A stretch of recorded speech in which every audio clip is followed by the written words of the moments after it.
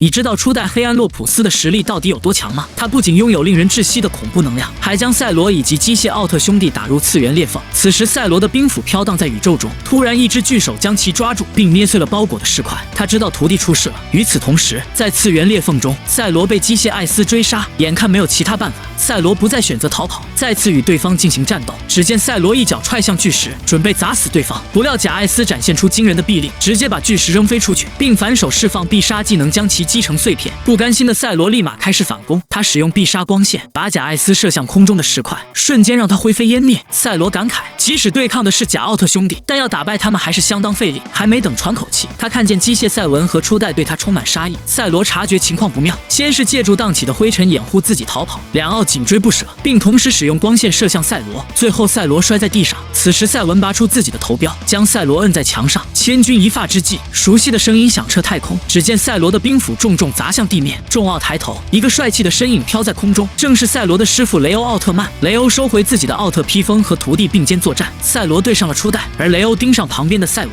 或许是想起当年吉普车特训的恩情，雷欧表现得格外凶猛。他使用扫堂腿将赛文打倒在地，然后猛脚踩向赛文。在师徒两人的配合下，初代和赛文被打得毫无还手之力。为了尽快结束战斗，雷欧和赛罗使用融合射线，将两个冒牌货彻底消灭，并离开了次元空间。与此同时，雷和平行世界的雷意外相遇，两人冲进宇宙人的实验基地，看见成百上千的机械奥特曼，露出了难以置信的表情。突然，宇宙人放声大笑，对两人诉说着自己的计划。原来他的野心是想用机械奥特大军征服整个宇宙。只见宇宙人一声令下，黑暗洛普斯胸口的能量射向机械奥特大军，准备把他们传送到各个宇宙。紧要关头，船长赶到这里，他将手上的战斗仪扔了过去，雷腾空而起，立马使用战斗仪召唤出哥莫拉，并释放大招，摧毁了传送台上面的奥特战士。宇宙人看见这一幕，命令机械哥莫拉作战。两头哥莫拉谁也不服对方，把战场转移到空旷之处。雷见此情景离开了这里，而宇宙人被一只巨手抓住。原来黑暗洛普斯拥有自己的意识，他眼神中闪过一道红光，顷刻间实验室里面的机械奥特战士全部被摧毁，然后对宇宙人说道：“你好好反省一下吧，你也只不过是弱小的生物而已，还没有资格来支配我。”